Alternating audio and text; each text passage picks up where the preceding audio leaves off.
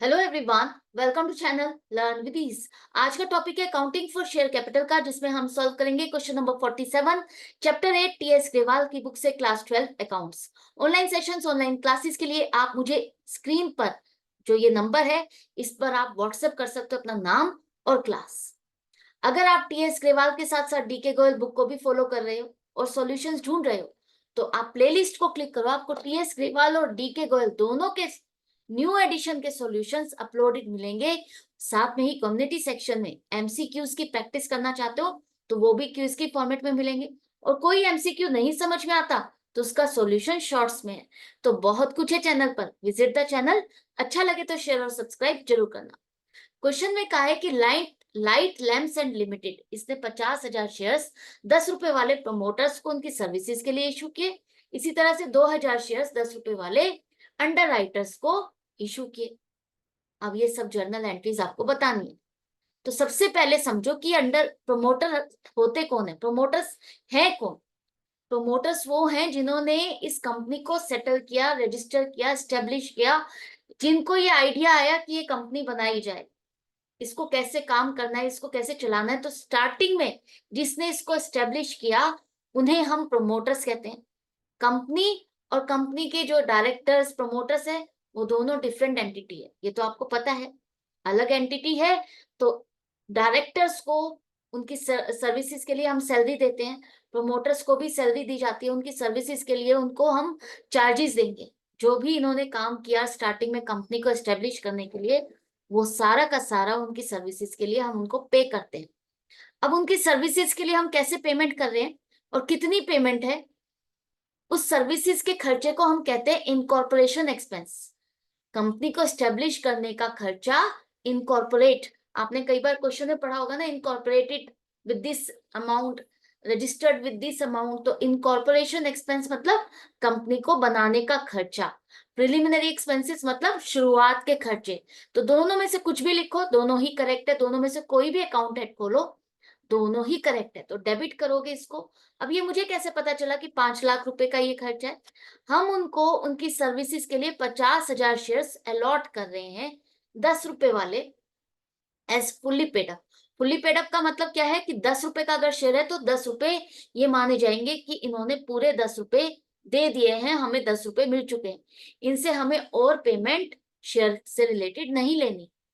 तो 5 लाख रुपए के शेयर्स हो गए जो कि हम इनको अलॉट कर रहे हैं। इसका मतलब ये खर्चा 5 लाख रुपए का है, यही हमको इनको पे करना था। 5 लाख के खर्चे के लिए ही तो 50,000 के शेयर्स आप 50,000 शेयर्स आप इनको अलॉट कर रहे हो। तो इनकॉर्पोरेशन एक्सपेंसेस अकाउंट को डेबिट करो, 5 लाख से किसको देने हैं, प्रोमोटर्स को। तो टू प्रोमोटर्स अकाउंट को क्रेडिट करो कि 5 लाख रुपए हमें इन्हें देने हैं। अब इनको दोगे तो कैसे एंट्री होगी, जैसे आपने एसेट परचेज करते हो पहले एक एंट्री बनाई, जब आप एसेट परचेज करते हो और फिर उसकी पेमेंट वेंडर को करते हो, शेयर्स को अलॉट करते हो, तो वो अलग से एंट्री बनाते हो। उसी तरह से प्रमोटर्स अकाउंट को डेबिट करो, 5 लाख रुपए हमें इन्हें देने हैं तो अकाउंट क्लियर कर रहे हो तो डेबिट हो जाएगा। कैसे कर रहे हो, जैसे कंसिडरेशन अदर देन कैश, जहां पर आपने एसेट खरीदी तो एसेट के बदले शेयर्स अलॉट किए, इसी तरह से यहाँ पर सर्विसेज के बदले हम शेयर्स को अलॉट कर रहे हैं। कैश या बैंक से पेमेंट करने के बजाय हम उन्हें कंपनी के शेयर्स अलॉट कर रहे हैं उतनी ही अमाउंट के। तो 50,000 शेयर्स 10 रुपए के हिसाब से 5 लाख आपके शेयर्स अगर अलॉट कर रहे हो तो शेयर कैपिटल आएगी। एक तरह से ये शेयर कैपिटल है। या तो आप उनसे कैश लेकर के उनको शेयर से अलॉट करते, अगर आप उनसे कैश लेते और शेयर से अलॉट करते और फिर उनसे सर्विसेज लेते और उनको 5 लाख की पेमेंट करते तो बात तो वही थी ना। तो आपने उनसे सर्विसेज ली और सर्विसेज के बदले कैश की पेमेंट की जगह अपने शेयर से अलॉट किए, तो ये कंसिडरेशन अदर देन कैश हो गया। कोई डिफिकल्ट नहीं है, अच्छे से समझ में आ गया। बस ये जो नई टर्म्स आई है उसको समझ लो, इनकॉर्पोरेशन एक्सपेंस या प्रिलिमिनरी एक्सपेंस, जो कि हम प्रोमोटर्स को देते हैं। स्टार्टिंग का खर्चा, कंपनी को एस्टेब्लिश करते हुए शुरू के साल के खर्चे, ये सारे के सारे आपके इस तरह से डलेंगे। अब ये खर्चा आपको याद है ना, सिक्योरिटीज प्रीमियम, जो प्रीमियम का पैसा हम शेयर्स इशू करते हुए अलॉट करते हुए शेयर होल्डर से चार्ज करते हैं, वो सिक्योरिटी प्रीमियम का पैसा इन्हीं खर्चों को एडजस्ट करने में यूज किया जाता है। अगर आपने शेयर्स को इशू किया और आपके पास प्रीमियम का पैसा बचा हुआ है तो वो प्रीमियम के पैसे के साथ इस अकाउंट को आप एडजस्ट कर दोगे। ये खर्चा है। खर्चे के अकाउंट को हम नॉर्मली क्या करते हैं, नॉमिनल अकाउंट है तो प्रॉफिट एंड लॉस अकाउंट में ट्रांसफर करते थे अभी तक, यही समझा है ना आपने। उसी तरह से कंपनी के केस में अगर खर्चा है तो हम statement of profit and loss में ट्रांसफर करेंगे, अगर प्रीमियम नहीं है तो statement of profit and loss account में ट्रांसफर करेंगे।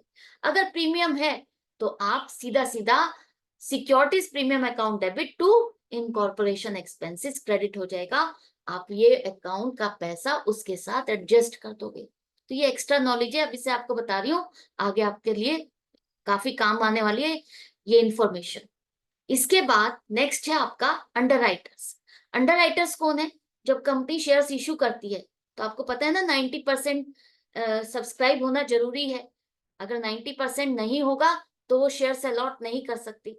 तो वो इस कंडीशन से बचने के लिए वो क्या करती है, अंडरराइटर्स को हायर करती है। अंडरराइटर्स कौन है? एक एजेंसी टाइप होता है जो ये रेस्पॉन्सिबिलिटी लेता है कि कंपनी ने अगर इशू निकाला तो उसके शेयर्स सब्सक्राइब हो, 90% सब्सक्राइब हो जाए, उतनी सब्सक्रिप्शन इसको रिसीव हो जाए, उसके शेयर्स में लोगों की इन्वेस्टमेंट के लिए एप्लीकेशन उसको रिसीव हो, तो इन सब सर्विसेज के लिए उसको कमीशन मिलेगा, तभी वो करेगा। बिना कमीशन बिना पैसे के तो कोई काम नहीं होता। तो उसकी सर्विसेज के लिए भी जो आपने उसकी सर्विसेज ली अपने शेयर्स को सब्सक्राइब करने के लिए, उसकी पेमेंट भी आप करोगे। उसकी पेमेंट आप कैसे कर रहे हो? उसको भी आप शेयर से लॉट कर रहे हो। कितने? 2000 शेयर्स 10 रुपए वाले। तो हमें पता चलता है कि उसको हमें कमीशन कितना देना है। अगर 2000 शेयर्स 10 रुपए वाले दे रहे हो तो इसका मतलब कमीशन 20,000 रुपए हमें देना है। तो इस कमीशन को हम क्या कहेंगे? Under writing commission account debit 20,000, ये खर्चा अंडर राइटिंग कमीशन है। तो ये भी एक तरह से शेयर से रिलेटेड खर्चा है। तो प्रीमियम का पैसा आपका इस खर्चे से भी एडजस्ट होगा, और प्रीमियम नहीं है तो statement of profit and loss account में जिस साल ये खर्चा हुआ उसी साल आप इसको रिकॉर्ड करो। किसे देना है? अंडर राइटर्स को देना है। जैसे यहाँ पर प्रमोटर्स थे, यहाँ पर अंडर राइटर्स अकाउंट को क्रेडिट करो कि इतना पैसा उनको देना है। अब ये पैसा इनको देना है तो इनके अकाउंट को आप डेबिट करो कि ये पैसा इनको देना है, इनका अकाउंट क्लियर करना है। कैसे कर रहे हैं? कैश या बैंक बैलेंस नहीं दे रहे हम, कैश या बैंक से पेमेंट नहीं कर रहे। अब इनकी सर्विसेज के लिए हम अपनी ही कंपनी के शेयर अलॉट कर रहे हैं।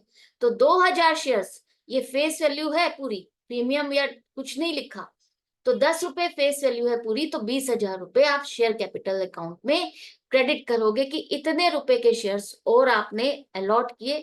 क्यों? क्योंकि उसके बदले आपने उनसे सर्विसेज ली। उनसे कैश लेने के बजाय, अंडर राइटर से कैश लेने के बजाय शेयर्स के लिए आपने उनकी सर्विसेज को लिया, उनकी सर्विसेज के बदले उनको शेयर्स अलॉट किए। तो ये भी कंसिडरेशन अदर देन कैश हो गया। तो आई होप ये भी आपको अच्छे से समझ में आ गया। सिर्फ एसेट्स या बिजनेस को परचेज करने के लिए ही नहीं, किसी की सर्विसेज लेते हो तभी भी उस केस में हम शेयर्स को अलॉट कर सकते हैं, और वो भी आपका कंसिडरेशन अदर देन कैश का केस होगा। तो ये था क्वेश्चन, आई होप आपको समझ में आ गया, अच्छे से क्लियर हो गया कॉन्सेप्ट। कहीं डाउट या कंफ्यूजन नहीं रहना चाहिए, लेकिन फिर भी रह जाता है तो कमेंट सेक्शन है जहां पर लिख करके पूछ सकते हो। मैं मिलूंगी नेक्स्ट वीडियो में नेक्स्ट क्वेश्चन के साथ। Good bye and take care. लेकिन आपको अपनी प्रैक्टिस जारी रखनी है।